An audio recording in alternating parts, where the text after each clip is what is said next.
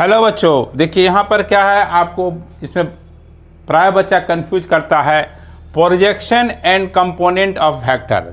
देखिए ये vector O ए है, ए ओ बी है, वेक्टर बी है और बी से हम परपेंडिकुलर ड्रॉ कर देंगे तो ओ एम जो है, जो लेंथ है, ओ एम जो है लेंथ जो है वो प्रोजेक्शन ऑफ वेक्टर बी हुआ ऑन ए हुआ या एलोंग ए हुआ या इन द डायरेक्शन ऑफ ए हुआ।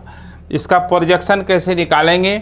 अगर वेक्टर बी का प्रोजेक्शन निकालना है, अगर बी का प्रोजेक्शन निकालना है, projection of vector A on B, तो जिस ए ऑन बी जिस पे निकालना है उसके मैग्नीट्यूड से डिवाइड कर देते हैं। ए डॉट बी न्यूमरेटर में सब में होता है। देखिए projection of vector A on B या एलोंग बी या in the direction of B, तो उसके मैग्नीट्यूड से डिवाइड हो जाएगा।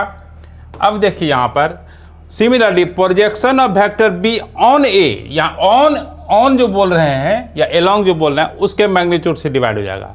उसी तरह से कंपोनेंट जो होता है, उसी तरह से कंपोनेंट जो है, देखिए वेक्टर बी का कंपोनेंट एलोंग ए निकालना है, वेक्टर ए का कंपोनेंट एलोंग ए निकालना है या इन द डायरेक्शन ऑफ ए निकालना है।